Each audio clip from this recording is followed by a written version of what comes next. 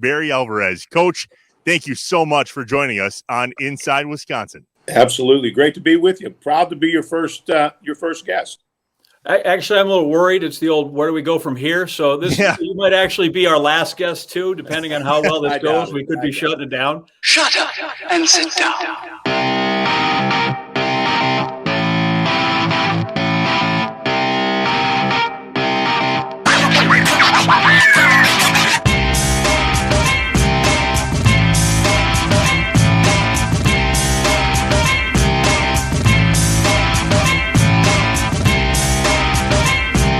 Shut up and sit down. What is up, Wisconsin? Welcome to the Inside Wisconsin studios, 10 minutes away from Lambeau Field. My name is Trevor Thomas. And from the Connecticut field office, I'm John Anderson. Work for ESPN, but proud graduate GBSW, Green Bay Southwest, class of 1983, and perhaps more importantly, not John Anderson, the linebacker. So, Trevor, this is the first podcast, the first edition of Inside Wisconsin. Since it's your brainchild, I'm going to let you tell people how it is we got here and what we're going to accomplish. Listen, the definition of statriotism is a freakish, absurd, zealous patriotism for your own state. I think we fit the bill, and I think we have stories to tell.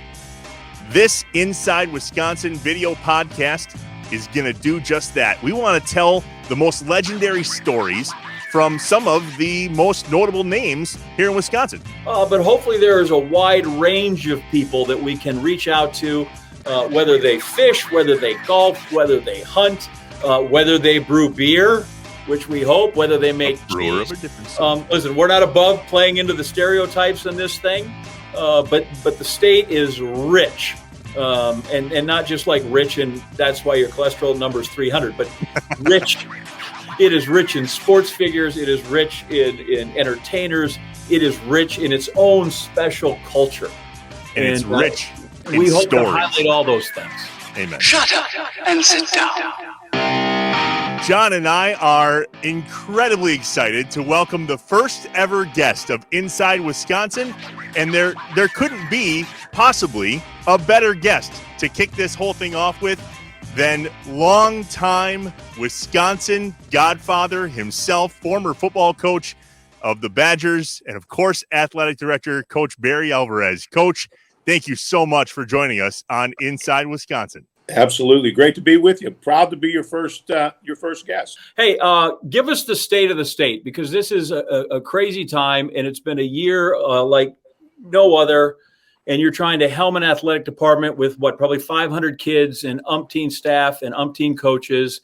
And every day you get up and it's a new day and you have no idea what comes over your email or what that call is. Just what's the state of the state down there with the Badger athletic program? Yeah, starting a year ago now, I can remember sitting in the Big Ten. We're getting ready for the first round. We're having Big Ten meetings, AD meetings, getting ready to start the tournament. And there started some rumbling about COVID and what we should do. And actually, I think, if I'm not mistaken, we played one or maybe a game and a half and then canceled everything. And that's when the NBA canceled that same night. And then from then on, it was ridiculous. It was every day things changed. You had to be flexible. You had to be nimble. A number of people had to be involved as far as making wise decisions.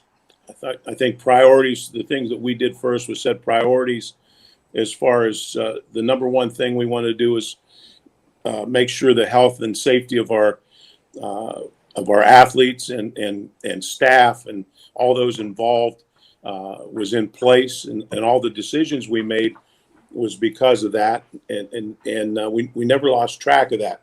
And then as we found out more and more about the virus, and then more tests came up, then it's trying to figure out how to play football, how to practice, how to test. When you do have positive testings, how many days all the things that are included in that. And that continues now, in our case, 23 sports. Mm-hmm. And it wasn't long ago, every one of our sports they were competing. So I take my hat off to our staff, and our athletes, because it has been brutal. You can imagine, for our, our students have been in and out. I have a granddaughter. It's a freshman. I think she had one class for maybe, 4 or 5 weeks, and then that went online. Our players, for the most part, are taking online classes. The meetings are separate. You practice in groups. You rarely had your teams together. To eat, you go in, you're behind glass windows, and you're pointing what you want. You get a bag at the end, you go back to your room and eat. So a lot of people put in a great deal of work. Mentally, it's been a strain for people, but it was amazing that we were able to get football, and now through basketball season, our hockeys are wrapping up. We're going to be able to get it looks like a year of athletics in during a pandemic, which is not easy. And there's no book that you go to your shelf and look and say, "Oh, what did we do? Pandemic first week. Here we go." So yeah, it's been really a grind. Coach, you talk a lot about over the years with your players and your staff about always not being afraid of change. Embrace change, because that's how you learn. There's no way, though, that you could have ever set yourself up for a year of change like this. So what has your message been to your programs there at Wisconsin in a year where we've had nothing but change? Yeah, this is about adjusting now. Yeah, adjusting to whatever comes, and dealing with different types of adversity. It's always staying flexible, knowing what the priorities are. We're going to try to keep you safe first, but these are the things that things you can't do, ways to keep your team safe. I mean, it's if you want to play, you have to show discipline. You have to do the things the right way if you want to get out there and compete. That's the thing that impressed me. Our athletes, our coaches wanted to compete.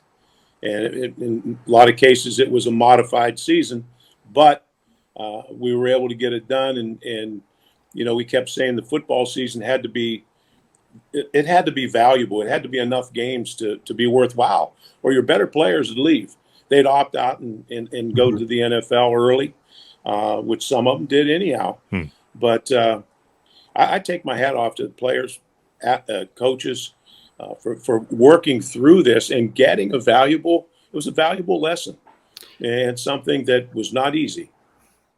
You talk about football has to be value, but the value of football is so much in athletic departments, and people were like, well, they're just, they're playing because they need the money. And as I've watched this in my everyday job, I think, well, yeah, but that's the same reason the drugstore needs to try to open its doors and play. And that's why whatever business you're in, people are trying to do that. I'm curious your thoughts, because it seems like the money has gotten vilified somehow. They're just doing this to play. Well, yeah, we have to keep an athletic department going. We have to keep those people going. We have to pay for student scholarships. So at some point, money is a real concern. And yet I don't think it has to be talked about in this horrible way that, it's all about the money. I mean, It's important. Well, we had no one in the stands to start with. Yeah. There's no concessions sold. We played 8 games. You're going to lose money. We're going to lose millions and millions of dollars, as our universities lost hundreds of millions of dollars. But if we could get games on TV, you could salvage some of the money, our TV contract. And football is the most important, because football is the engine that drives the ship. Football will bring in 80% of the revenue of our athletic department, and that pays for the other. The basketball is the other 20%, and that generates the money to pay for everyone else. You mentioned the number: 900 student athletes, and 350 to 400 employees within the department. So to move that department, to keep the department keep functioning as we have, to be able to operate at a high level, to provide the things that we do for our student athletes, scholarships, full cost of attendance, etc. You got to bring in money to do that. It costs money. Coach, one of the things that we talk about a lot on Inside Wisconsin, no, we don't. It's the first episode. One of the things that we're going to talk about a lot it's in the planning stages, is just what we call statriotism, a zealous patriotism for one's home state. Wisconsin isn't your home state, but since 1990, the only constant that has been here in Wisconsin is Coach Barry Alvarez. Coach, what was it that made you fall in love with us as a state? I mean, let's be honest. If we're going to have the argument of a Wisconsin sports Mount Rushmore, you're on it. You're on every single person's list. We couldn't be more grateful that you've chosen to spend your life with us ever since you got here in 1990. What are you still doing here? What is it about us? I love Wisconsin. I love Madison. I love the university. Had, as you know, a number of opportunities to leave and go other places. When I took the job, I felt that it had everything potentially that it needed. It wasn't being done, but there was a way to get the job done there. And the first thing that had to be done was keep your best athletes in the state. And I use the term build a wall around the state and keep the best athletes in. I had already committed the top 2 football players to come to Notre Dame with me. I knew the passion, particularly for football. The people in Wisconsin love their football, whether it be the Packers or the Badgers. And I never wanted to compete with the Packers. I've always had a great relationship with the Packers, worked closely with Ron Wolf and now Murph and the coaches that have gone through there and everyone else. I've always wanted a good relationship, and we've always had that because I know their value and how they're the esteem they hold in our state. But I love the fact that we have one Division I university that plays football in the state, and I just felt if we did things right that we can compete at a very high level, and once we build our foundation, we'd be consistent. And I argue that since 1993, we've been the most consistent athletic program, football and basketball, than any in the country. Amen. As far as going to NCAA basketball tournaments and bowl games. And we haven't had many dips. And you look at some of the programs, the brand names around the country, and every once they've had a dip. Ohio State, Michigan, Oklahoma, Penn State, Southern Cal, Texas. They've all had their dips along the way, and we haven't had that. And so we know who we are, and I think that's important. We build our program on hard work and doing things the right way. Our coaches understand that, and that's built within our program. And you watch our teams play. I'd never forget Joe Paterno telling me, I watch your teams play. You could really be proud of how those guys, how they compete. That meant a lot to me. I grew up with Paterno. I told him he was so damn old. I was little when I started watching him coach. And but that made me feel good. He said, all your teams play. They play with great pride. They're proud of their uniforms, and that meant a lot to me. And I sell that to our players and to freshmen when they come in. I talk to them about that. So, I mean, every coach that gets hired, you got to have a vision, right? Which is great, and you have this vision, but it doesn't be good unless I can sell it to kids, and then I can sell it to my constituents. I know how coaches, I've seen them operate in living rooms and how that works. Tell me how you went about selling this program to the state border to border, Mississippi to Lake Michigan, Upper Michigan to the Illinois border. The state wasn't hard to sell. Uh-huh. The first thing to sell in the state was the high school coaches, and telling them that I'm going to support them. I'm going to do whatever I can to help their programs, that we're going to have an open door policy where anything you want to learn, you want to come down and study with us, you come down and study with us. We'll give you film. We put on clinics around the state. So we got to know the coaches. When they had a player, we would call every high school in the state in the spring, see if they had a potential player. And I used to do something, we'd have the state clinic. And when I came in, they ran it down at the concourse. They'd have it upstairs. There was room for 300. Well, then the Marriott's built out in in Middleton, and it's a convention center. And quite frankly, it took me a while to convince the high school coaches to move it out there. And it was huge because now you can go. And I wrote a letter to every superintendent in the state and asked him to send every one of his coaches in their school district, and we would charge one fee and give them 2 days off of school, so they get Thursday, Friday, Saturday off. Or Saturday would be the clinic also. So Thursday, Friday, Saturday, we'd get 3,500. It's still one of the large. I think it's the second largest clinic in the country to this day. And on Friday nights, I'd have my state of the state, and I'd take every kid from the state, and I'd put it on a video. I'd talk to them about our team, etc.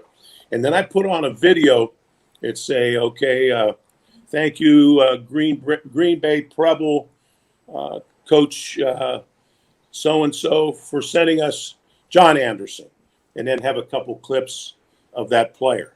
And I can remember having Don Nalen in there. I'd bring in top coaches. He says, Coach, there's nobody going to not send a kid here because of that film. I said, why the hell do you think I do it? Well, listen, he had West Virginia locked up too, so he couldn't cry about that. No, Don did okay. Okay, but the point was we did everything we could for those coaches, and the coaches were telling the kids, they're guiding them to us. So consequently, I think in that first year we lost a couple kids, and probably my 16 years we probably lost a handful of players that we really wanted that left the state, and that's important. That's the lifeblood of our program, and it still is. Mm-hmm. Yeah, certainly a point of pride. All the Badgers that are Badgers, when they go up there. To follow that, though, then a little bit, you said the state was easy to sell. Growing up, I always found that it was, listen, if you could win 7-8 games and you end up in the Independence Bowl or the last, whatever it was, Cherry Garden State Bowl, and every once in a while you picked off Ohio State or occasionally, that was sort of good enough. I felt like maybe you had to raise expectations within the state as well. In 1990, when I got here, they had been to only 5 bowls in the history of the school, 3 Rose Bowls and those 2 in the 80s. And I know what you're talking about. I wanted to win the league. And so when we set up our strength program, our out-of-season program, and everything else in football, it was designed so that we could compete and beat Ohio State and Michigan. You want to win the Big Ten, you have to beat Ohio State and Michigan. And the only way you can beat them, we're not going to finesse anybody. The thing that I saw right away and the thing I knew coming in, Wisconsin is loaded with big people. Because of the background in Wisconsin, the Scandinavians, the Germans, we're going to get some big palookas now. So we're going to start with the offensive and defensive lines. We're going to be strong up front. Mm-hmm. We're going to get the majority of our linemen from Wisconsin, and that's how we're going to build a program out from the lines. And that's to this day, that's what we do: build a strong running game, good strong defense, and physical. And we felt like we could be physical. So when we played in Ohio State or Michigan, I'd tell them, hey, I look for an advantage every week. Our advantage is we're not just practicing this week to beat them. We work all year round to beat these guys. That's how we prep. That's what we do in the off season is prepare ourselves to beat these guys. Barry Alvarez joining us on Inside Wisconsin. More with the coach after this. Thanks, Coach, for being here. We are Inside Wisconsin. Shut up and sit down. Helpful critiques, ideas, great stories, people we should know, the great bar in your town, the fish fry you want to know, the fish boil, anything that you want to reach out to us with. We are happy. We are here. You can be the inputters. We're here to listen. Shut up and sit down. What's happening in Wisconsin this week, Trevor, that's of interest? Well, this week is Brewers opening day. And so I thought it would be cool to just go through a little bit of history of this week in Wisconsin as the first week in April. April 1st, 2021. Yeah. It's the first pitch at American Family Field. We will talk about that a different day. Here's something really interesting. The first it doesn't come off the tongue just yet. No, it's going to take a minute. But right now, it's going to take a while. Sure. First pitch at County Stadium. John, name the year. Would have been 1970. That was the first pitch of the Brewers. First pitch at County Stadium was April 6th, 1953. Yep. I didn't listen close enough. My bad. All right, what else you got? Well, so this is kind of cool. First pitch at County Stadium, April 6th, 1953. Yep. First pitch at what was known as Miller Park when Miller Park opened. Yep. April 6th, 2001. I had no idea. So the first pitch in County Stadium, April 6th, 1953. Yep. First pitch, Miller Park, April 6th, 2001. Maybe they planned that, maybe not. I thought it was kind of cool. Brewers' first game, you called it, April 7th, 1970. Right. That was when the first pitch of the Milwaukee Brewers was thrown out. Lou Krause was the pitcher, and he unfortunately just passed away February of this year, 77. Also, a big deal, Hank Aaron hit home run number 715, April 8th, 1974. That's when he was still a Brave. He was. So he started a Milwaukee Brave, then became an Atlanta Brave when the team left, but he finished his career with the Brewers. Yes, he did. 2-year stint. So it's a heck of a week for the Milwaukee Brewers here in this first week of April. That is a look at this week in Wisconsin. Shut up and sit down.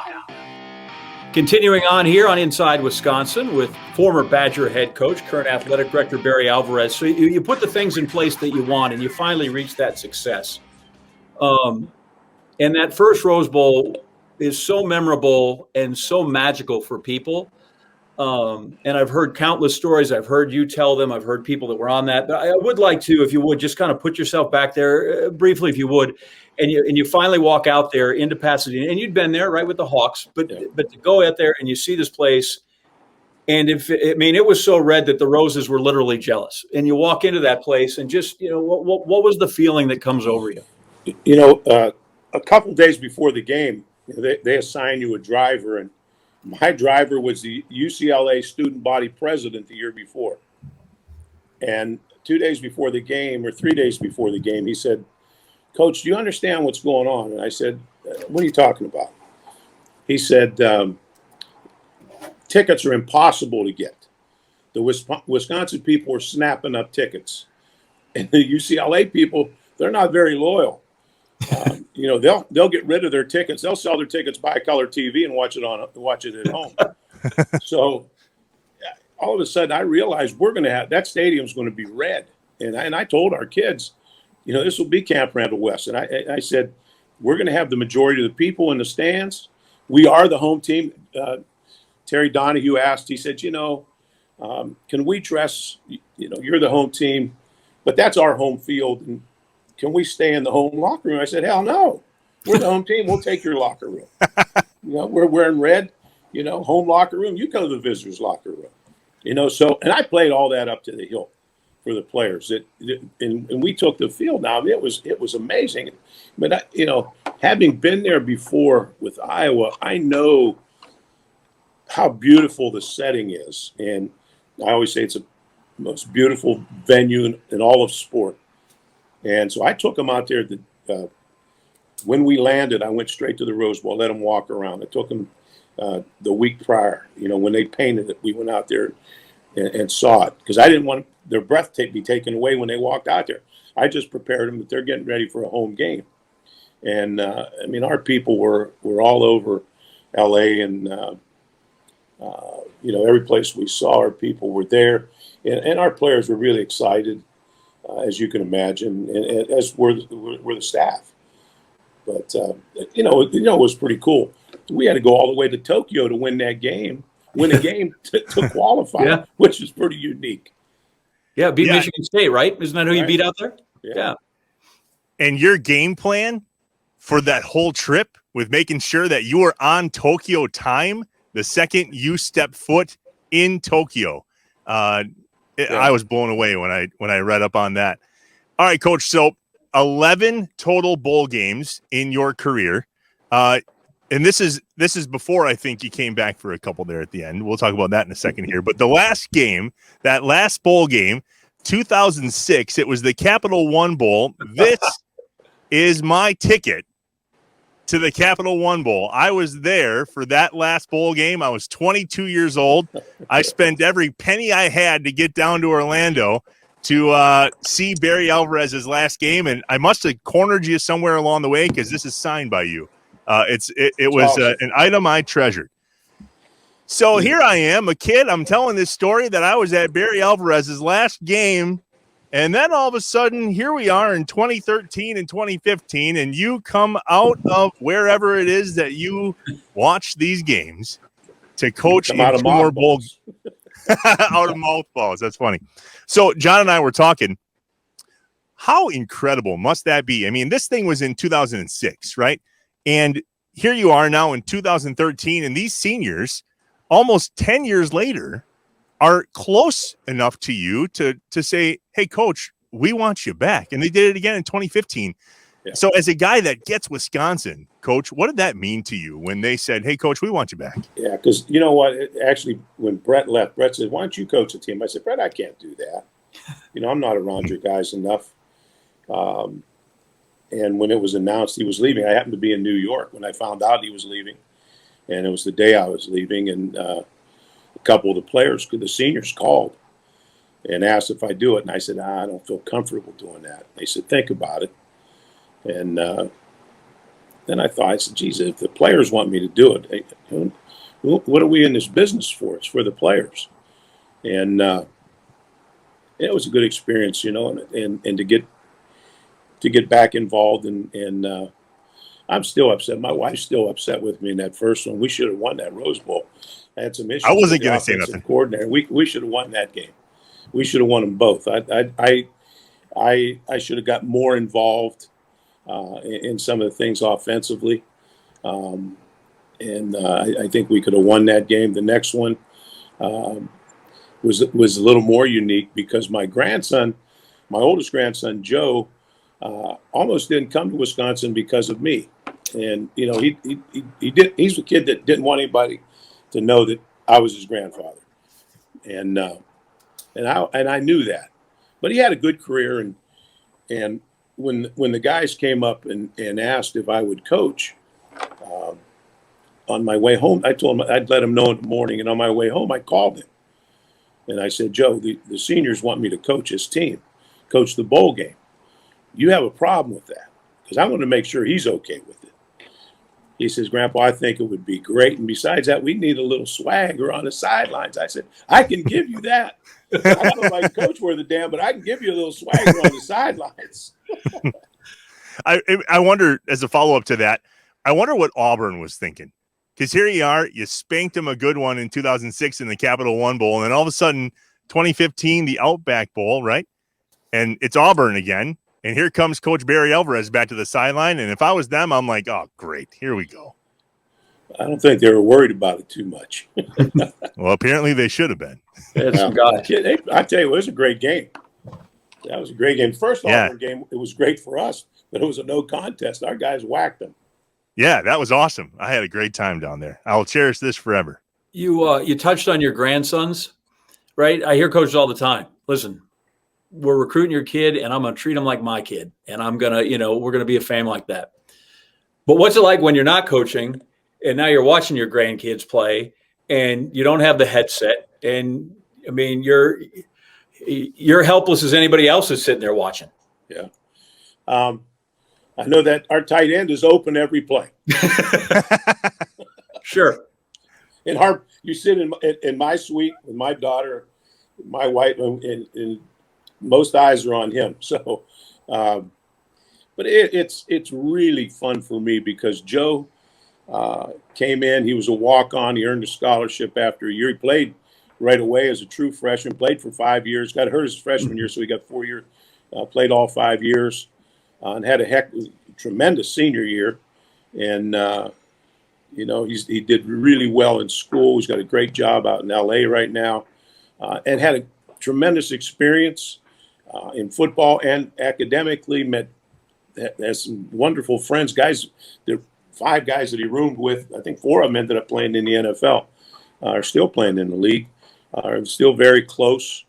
And then Jake the same way.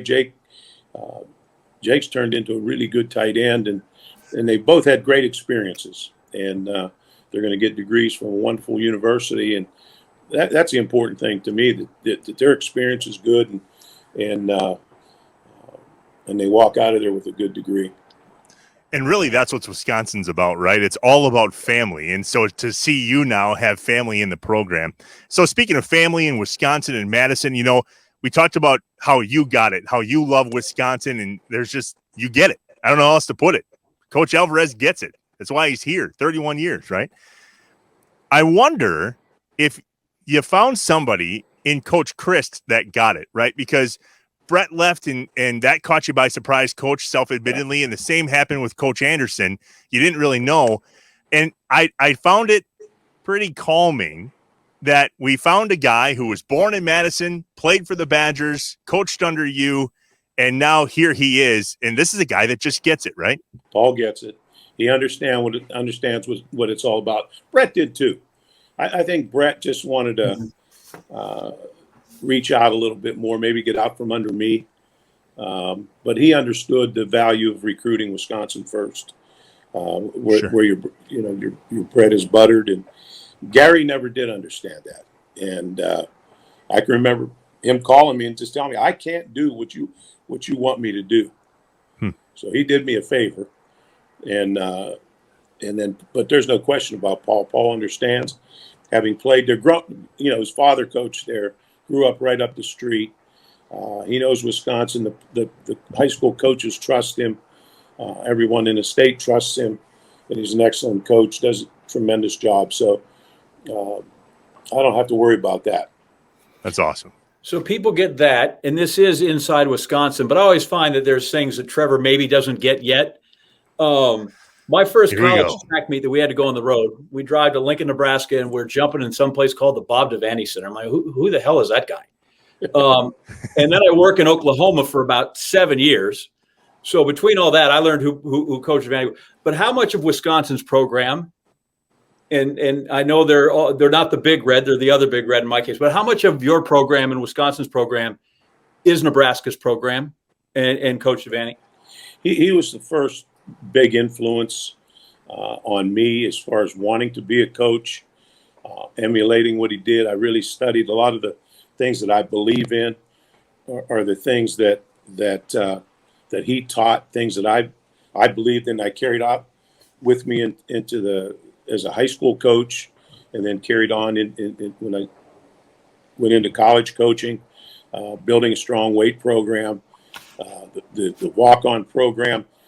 Why other people haven't followed what they had done? Devaney's the first one that did it in Nebraska, and took it to a new level. And that's a thing that I really like, and felt that it was a perfect fit at Wisconsin, because, as I said, one Division I school within the state. Those kids want to play. There's good football there, but you don't have enough scholarships for all of them. The kid might be a little short, a little slow initially, or not have a good enough background, but their upside is tremendous.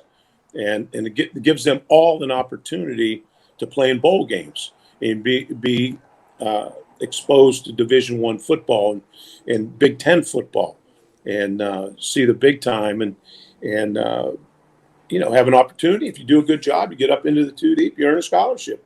And we've treated them when they come in, they're treated the same way as our scholarship guys. They're not treated any differently, and they get every opportunity. So a lot of the things that we do and have done is what they did at Nebraska. He hired the first strength coach. It was a guy that was in my class. Boyd Epley was the first strength coach hired by any college. And this was probably back in late, maybe 69 or 70.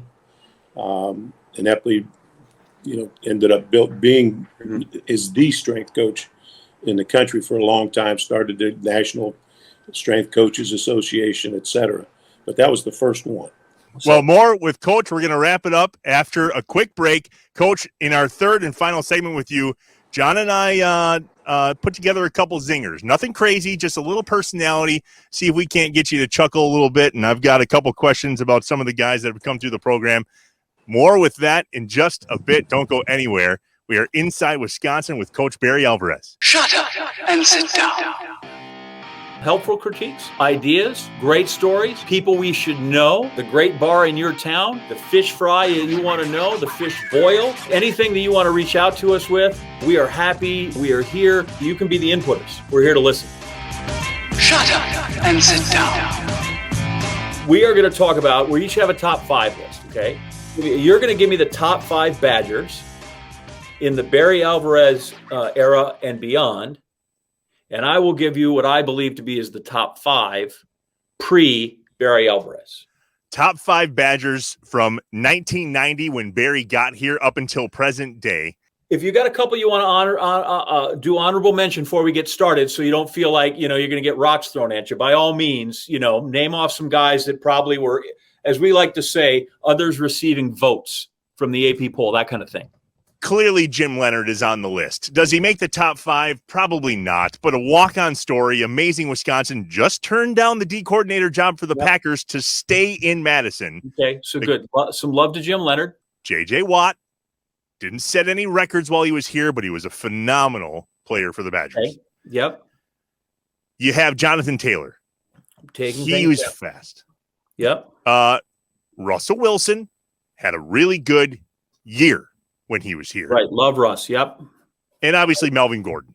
I think that it's hard to even mention this list without him, but he didn't make my top 5, which I know is going to get argued. So basically what you've done there is taken guys that were pros, first-round draft picks, Super Bowl winners, and all pros as well. And those guys, maybe if we expand a top 10, can get there. But right now, not on the list. Joe Thomas is my number 5. Highest draft pick of an offensive lineman. But here's the problem with why he's not higher on my list. Joe Thomas played for the Badgers from 03 to 06.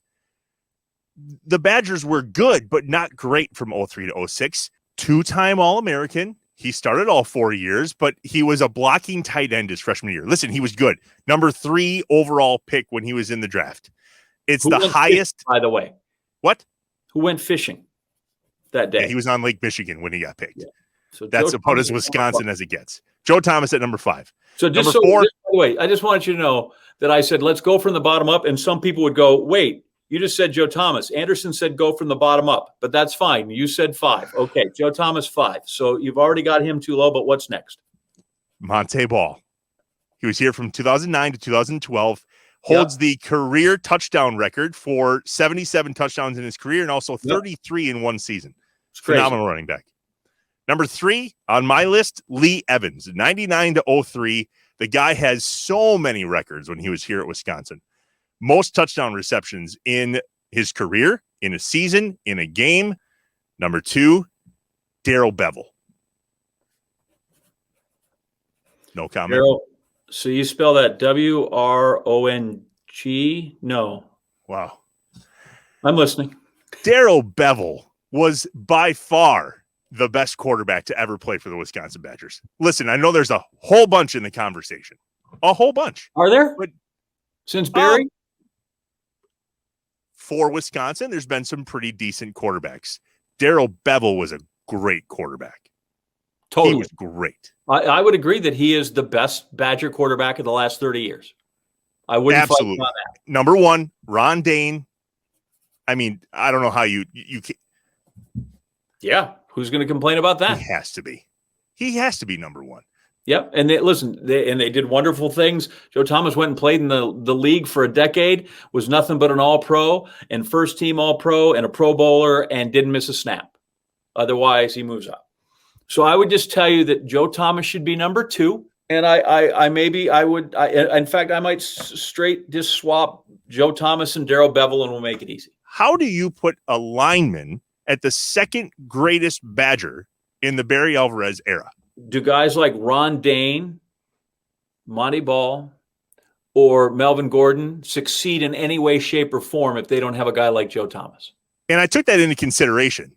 And I looked at who Joe Thomas was blocking for. And the 2 running backs that had really good 1,500-yard rushing seasons were behind Joe Thomas. Understood. What I looked in terms of my list was that Daryl Beville, number 2, came out of Wisconsin holding 19 school records. Unfortunately for Joe Thomas, listen, he was phenomenal. I just didn't think he was better than the guys above him on my list. All right, give us a history lesson, J.A. Your top 5 pre-Barry. So here are guys that I've really struggled with that I think that were great that I know of right away. Troy Vincent was great. You still see him in the great corner, works for the NFL PA, and I think actually he's now in the NFL. He was with the PA, he's now in the NFL. Terrific. There was a great offensive lineman went on to play with the Bears, Dennis Lick. You probably don't remember Dennis Lick. He was a number one. No, I don't remember Dennis Lick, but yeah, I believe you. Paul Gruber, another great offensive lineman, went down, played for Tampa. He was terrific as well. So I will tell you that I am sort of biased to my timeline. So I kind of a coupled entry on the outside with Pat Richter, right, who played in a Rose Bowl team and was the longtime athletic director, and I think maybe hired Barry. So I have him, and I have him teamed up with Ron Vanderkellen, who was the Packer of the Badgers Rose Bowl quarterback when they went to the Rose Bowl in '63. They were number 2. USC was number 1. Played a great game. It was like 48-42. He was a guy that threw for 400 yards in a losing effort. 33 of 48, 401 yards, a record that stood till 1995. Like the game was completely out of place. So Vanderkellen, and by the way, Green Bay Pro Bowl. Oh, there you go. Okay, cool. All right, so here we go. Number 5, Mondovi, Wisconsin. Okay, was waiting to see if you were going to guess. No. Tim Crumry, right? Okay. Timmy Crumry, great. He played 81 to 84. For a time, it was odd. He was tearing it up on the defensive line, and they had a quarterback there named Jess Cole who was around and started like as a freshman. He was from Mondovi as well. But anyway, Tim Crumry, and then went on to a wonderful – he was only picked like in the 10th round and went on to a wonderful career, obviously, with the Cincinnati Bengals. Got hurt in the Super Bowl, sort of gruesome leg injury. Number 4 is Al Toon. Great wide receiver, right? In addition to actually then giving us a kid that went and played there. Right. So Al Toon, he left with about every Badger receiving record you can imagine after his years in school. Yep. Not native Wisconsin. He was from Virginia. I think he might even been like from Newport News, Virginia, where Michael Vick's from. But Al Toon, and part of in addition to being fantastic at this, so he had all these Badger receiving records. He also had the Big Ten record in the triple jump. You know, I love my track guys. Big Ten record in the triple jump, qualified for the Olympic trials in the triple jump and the 110 hurdles. In addition to letting that go so he could be the number 1 pick of the Jets and be great for a decade in the NFL. So he's number 4. On another show, I'll tell you how he broke my heart when I was at the University of Missouri. Number 3 is my all-time favorite Badger, who I saw in my first Badger game in 1974, and he ran all over the Iowa Hawkeyes, is Billy Merrick. Number 26, Billy Merrick. So this guy played there 72 through 75, 73, 74, 75. He is all Big Ten in the backfield. It's just he and Archie Griffin. Archie Griffin plays for Ohio State. He plays for Wisconsin. There's the difference. Guy should have won a Heisman. 1974, led the nation in scoring, 114 points. He was the all-time school rushing leader, 3,700 yards. He was 3 times 1,000-yard rusher. He was only about 5'8", but he was awesome. And he was there in that first Badger game I ever saw in 74. Ran over the Hawkeye. At one point, he had the school record 300 yards against Minnesota. Billy Merrick will be on the show. We'll find Billy Merrick because he needs to be on the show. That'd be good. Number 2, Elroy Hirsch. Crazy Legs Hirsch. And I might drop him down. I think of him, but he was an athletic director. He was a Pied Piper. He played on a great team that was 8-1-1. He did a little everything. Here's the thing that people don't know about Elroy Hirsch. As identifiable as much as he is identified with the University of Wisconsin. You know how long he played here at Madison? 2 years. 1 year. Damn it. 1 year. He's there in 42. The Marine Corps in 43. Starts him with Great Lakes Naval, and then he ends up at Michigan. But he is known best for his year at the Badgers, Elroy Crazy Legs Hirsch. We adopt him. He was an athletic director as well, and then played for many years in the NFL, was an all-pro, all those good things with them. And so here's number one, and this should be obvious. First, he might be most famously known. He scored the winning touchdown in overtime of the greatest game ever played. That's what the NFL bills the 1958 championship game between the Jets and the Colts. He scores the winning touchdown. 1958. Yeah. Got it? My dad was 4. No, I don't got it. Go ahead. All right. The first Heisman Trophy winner in Wisconsin history. Played on the first Wisconsin Rose Bowl team, 1953. It's not Crazy Legs, but his nickname, Great, the Horse. Mm-hmm. Still nothing. Nope. Go ahead. Number one, greatest Badger, pre-Barry Alvarez, is Alan Amici. Oh, yeah, duh. The Horse, Alan Amici. Don't pretend like you know. You don't even have to pretend like you know if you don't know. I don't know. Listen, I know the name, but I'm not Amici, a walking... Elroy Hirsch, Billy Merrick, Al Toon, Tim Crumry. As my dad would say, drop your voice. Shut up and sit down. Welcome back to Inside Wisconsin. The Godfather himself joins us for the very first episode. Coach Barry Alvarez. Coach, thanks again for hanging out with John and I for just a little bit of time today. All right, so this third segment is now just a little bit maybe less about the career and the time and more just I don't know, let's see if we can get Coach off the cuff a little bit. So I wrote down some names of some guys that have been through the program, and I'm curious, Coach, if I say these names, what's the first word that comes to mind? Ready? J.J. Watt. Ferocious. Oh, right. Don't meet that guy in a dark alley. Intense. Yeah. Either one. How about Daryl Beville? Fast. What? All right, who's your next guy? Let's go. Smart. All right. Smart. Smart. I was, yeah. Fast up here. Smart. Yeah. We all knew what you meant. Yeah. No, I meant fast. I was talking about his run in the Rose Bowl. Oh, I remember it. 21 yards. Ron Dane. The program. The program. All right. 2 more. Jim Leonard. Amazing. What did it mean to you when he turned down the D coordinator job for the Packers because it's about Wisconsin? What does that mean? He and I talked about that beforehand. It means a lot to me, and I know how much Wisconsin meant to him. But that's still, he grew up in Wisconsin. He knows the NFL. Jimmy has opportunities every year to go to the NFL. Actually had a head coaching opportunity this year. He was the top candidate of a big program, but he wanted to stay in Wisconsin, and meant a lot to me and meant a lot to our program and all of our players that he wants to stay there, and it's important to me. That's awesome. All right, this is my last one, and John, I know you've got some good ones too. He didn't come through the program, but I got to be honest, you had to have crossed paths over the course of time. Mike LeCrone.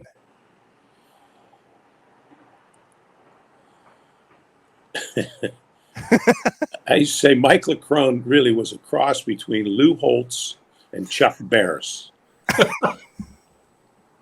That's fun. John, your turn. First, I would just, since you brought up Lou Holtz, do you know anybody who doesn't do a Lou Holtz impression? Like everybody I know at our place can do Chris Berman, and they all do Lou Holtz. I do the best one. Do you? I tell you one thing, John. I go on and on with Lou. Yeah. He would be so great. I got a good Lou Holtz story. Let's hear it. This is a recent story. All right. I got a call a month ago. He needs a favor. He has a speeding ticket in Kenosha going 90 in a 65. Oh, shush. Do I know anybody in Kenosha that can fix a ticket? So he had to move down to a parking ticket. Listen, I've heard that you fixed you used to get on the radio and you'd fix that. If you didn't have callers, you had guys on the staff would call. Yeah, we did. My first year, I had a call-in radio show on Wednesdays Hell, no one listened. We weren't winning games. No one listened. So I'd go to the radio station to do it, and Dan McCarney, Billy Callahan, Palermo, they'd take turns. They'd call, "Hey, Coach, you're doing a heck of a job. Keep it up. We can see the progress." Next guy'd call down, and I'd go right down the hall and back. That's how the pain I'd get through that hour. That's smart. That's smart. So some of this, we're going to have a segment on this show called Educating Trevor, because I'm 55 and I know a lot, and Trevor's 30, whatever. 37, yeah, a little younger. Mindless. So I'm going to ask Trevor, and then Coach Alvarez will give you the answer. Who played in the first game of the century? Trevor. Alan Amici. Exactly. Tell him, Coach, who played in the game of the century. Oh. That's Nebraska, Oklahoma. Thank you. So now tell him, who's Jerry Taggy? Jerry Taggy was quarterback from Green Bay Preble, came to Nebraska and was a starter on their national championship team. There you go. Might have been Preble or West. He's a Green Bay kid. Oh, and then West. Packers, You're right. Then the Packers drafted him number 1, and he didn't pan out. At that time, this goes back to recruiting. Nebraska had Anderson. Mm-hmm. There were 3 of them. There was a wide receiver. Dennis Gutzman was a defensive end that started, and a wide receiver. 3 of them were captains in Nebraska. 2 played on the national championship team. You coached at Mason City, Iowa. One of the 2 co-hosts on this show was born in Mason City, Iowa. Do you know which one it is? You. It was me. Yeah. Mason, yes, I was born there in River City, Iowa, and then I moved. Who are the Omaha Mustangs? Omaha Mustangs was a minor league football team. Did you play with them? No. Coach, just lost from back in the day. I'm going to give you the headset one last time, and you get to call one play. It's 1st and 10 from the 20. We're not in a life or death situation. Well, give me a great play call. That's easy. I just tell the coordinator, give it to Ronnie. Listen, that's a money call for everybody involved in that thing. I don't care what you just give it to Ronnie. Yep. Give it to Ronnie. In your 30 years there, is it possible to name 4 players that might have been better than Joe Thomas? No. Damn it. Can you name 2?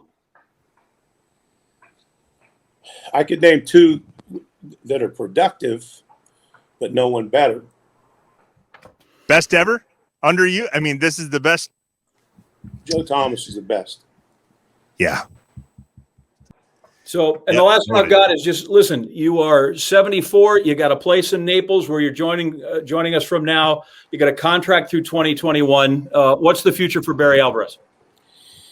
Well, it's getting close to the end. It's getting close for me to pass the baton. I've had a great run, and my plan originally was to retire after this past season, but I wanted to get us through the pandemic, and but we're coming up on that time.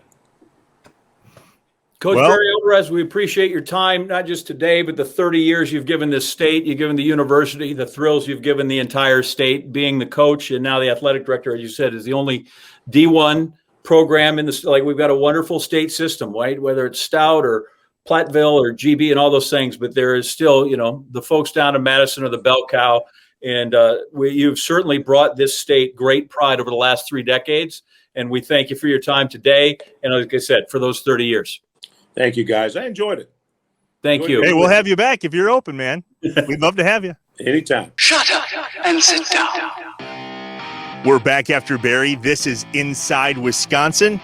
Barry Alvarez, the godfather of Wisconsin. Phenomenal. To kick off this show with Barry Alvarez, could have possibly been the best scenario to ever play out in the history of this show. So might have to actually end the show. Could be it. Thanks for listening, everybody. And we've now retired. Inside Run.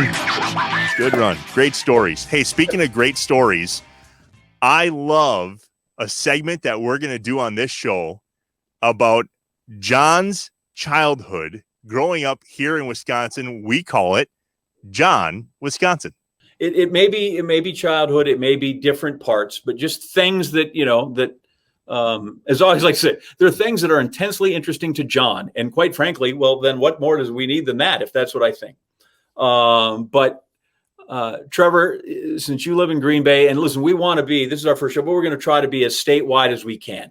It's why we want people to, again, reach us at the website. We reach us at insidewisconsin@gmail.com. Those kind of places, because we want to hear your stories as well. And we want to make sure that we're touching all the parts of the state that we can, and not just be parochial to where I grew up or where you grew up, or things that are, within a 60-mile radius of Brown County or woods where you have shot deer. But for starters, we got to start with where we start. And without this story, there is no John, Wisconsin. There's no Inside Wisconsin that's relative to John Anderson. So I thought I would explain this to people because, again, it's personal to me. I wrote this a few years ago, and it was just on a whim. And then I sent it to the Green Bay Press-Gazette, and the people there were nice enough to kind of print it. And it all started because they closed a Sears, which you would think, well, why? They've closed Sears across the country. I mean, that's what they do every day. But one in particular, because it literally is my Wisconsin story. I mean, I have tons of stories about Wisconsin, but this is my Wisconsin story. So I appreciate you indulge me.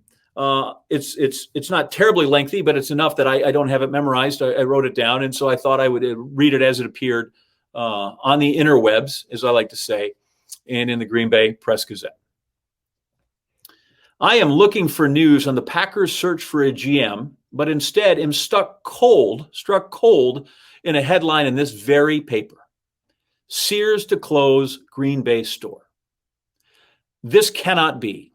This is not right. This is heartbreaking. Sears has closed hundreds of stores across the country the past few years. I know this. It's not a new headline. However, until today, I hadn't considered the possibility that the corporate decision makers would shutter this Sears, my Sears. This isn't just some Sears store to me any more than Lambeau Field is just some stadium, or John Wayne is just some cowboy, or Frank Sinatra is just some singer. No, where most see just a department store, I see family history. I don't make it from infancy in Iowa to the Sports Center anchor desk at ESPN without this Sears. Doesn't happen. My life is tethered to the brown brick building at the corner of Military and Mason. Actually, it's 6th Street, but we won't worry about the precise location until I learn to ride a bike, and my mom needs to know exactly where I am at all times. My mother is a 24-year-old widow with a 3-year-old daughter and a 6-month-old son. It's November of 1965 when her husband, my father, is killed in a car accident on a gravel road in rural Iowa. I will never know Kenny Anderson, my father. My sister can recall some. My mom has all the memories. In 1965, there are some hard days. The three of us live in a small town in a small house in Mason City, Iowa, a place made famous as River City by the Music Man composer Meredith Willson. There are good neighbors on either side of us, dear friends who help look out for us. A few months passed, and in February of 1966, Larry Neville, the neighbor on the left as you look at our front door, he gets transferred to be head of the appliance department at a new Sears store in Green Bay, Wisconsin. Larry was born in Green Bay. This is a chance for he and his wife, Verna, to go back home. That summer, my mom takes us to Green Bay to visit the Nevilles.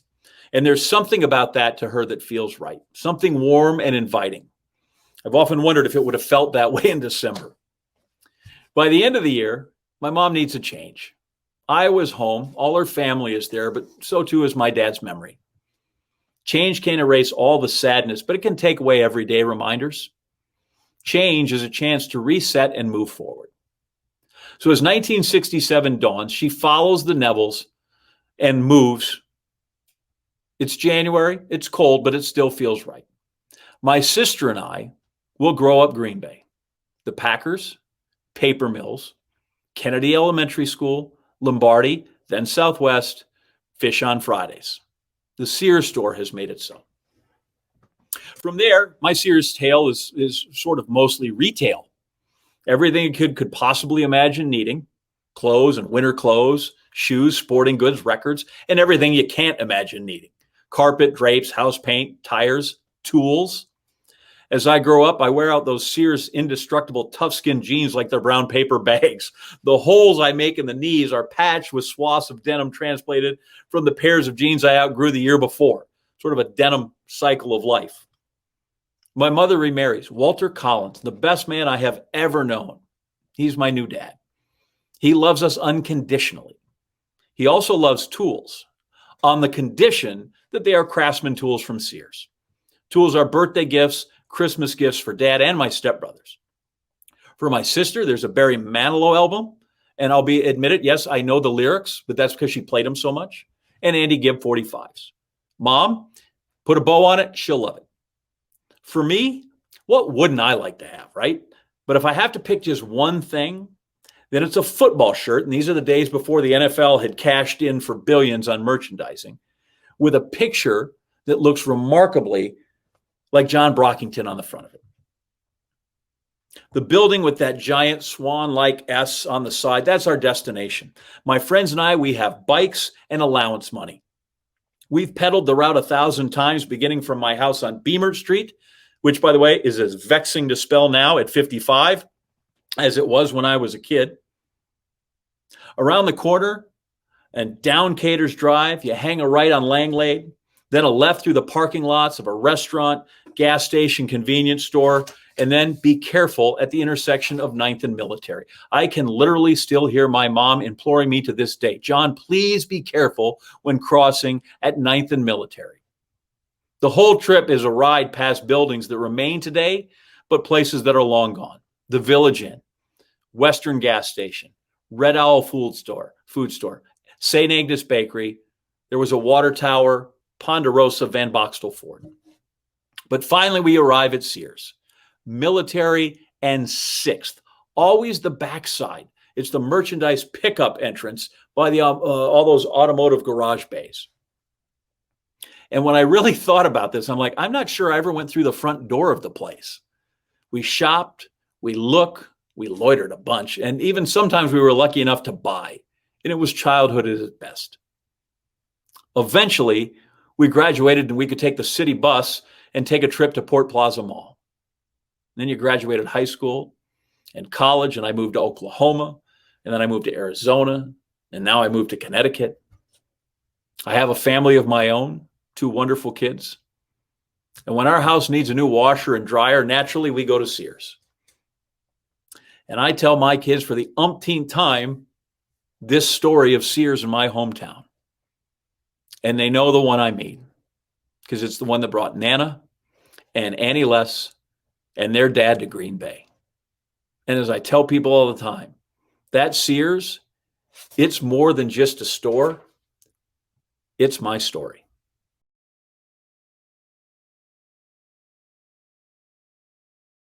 Shut up and sit down. You know what the worst part is? I fully expect Joe Thomas to see this. And I have no idea what my answer is going to be. He won't care. He's the kind of guy that'll go, oh, are you kidding? I can tell you 10 players are better than me. Not a single player better than Joe Thomas. I'm just sitting here going, you've got to be kidding me. You notice I didn't do this. Here, take the ball. Take the ball. This is it. Here I am. Yep. Oh, God. When you asked it, I'm like, please say Ron Dane. Please say Ron Dane. Or, I don't know, anybody. No, nobody? How about this? Name, and you see Ron Dane say, can you name 4 players? No. How about 2? At least 2 he entertained the idea. 4 he didn't even entertain the idea. What he said was 2 people that were production guys, but nobody better.